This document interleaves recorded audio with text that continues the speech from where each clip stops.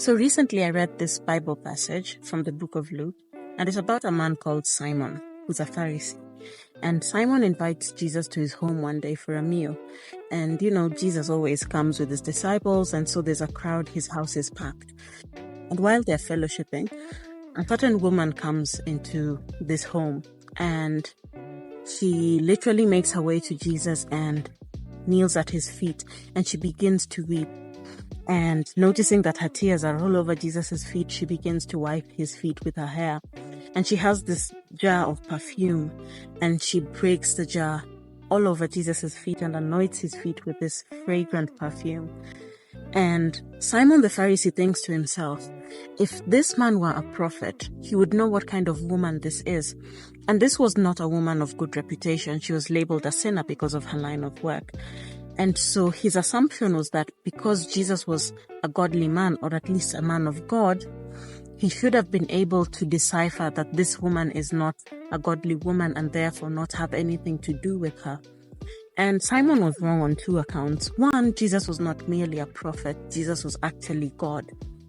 And two, the nature and character of God is not to shun sinners away, but rather to embrace them. And so this was a scenario where Simon sort of wanted to check Jesus out to see if Jesus is legit, if Jesus is who he says he is. And he finds that his depiction of who God is doesn't line up with who Jesus is presenting himself to be. And so his own presuppositions were affecting his ability to receive from God and to hear from God in this moment. God was literally in his own home, but he was rejecting God because God didn't do what he expected God to do. And this is something that can happen to us in our Christian lives as well.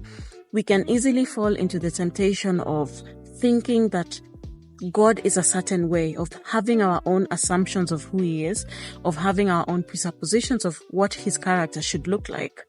And when he fails to fit our criteria, we reject things that are from him as not being of him. And I learned that the only way to remedy this is to allow the word of God to reveal who Christ is and allow Christ to reveal who God is and his true nature. We do not infer meaning into the Bible. We do not insert our own assumptions and presuppositions into the Bible. Rather, we allow the word of God to reveal who God is and to tell us who God is. And even though you might know a lot already, there is still so much more to learn about God, because God by nature is eternal. God is inexhaustible. There is always something new to learn about him. But the only way we can continually learn about God and who he is by being humble enough to learn that there is still much that we do not know, humble enough to sit at his feet and allow him to actually speak into our lives and tell us who he is.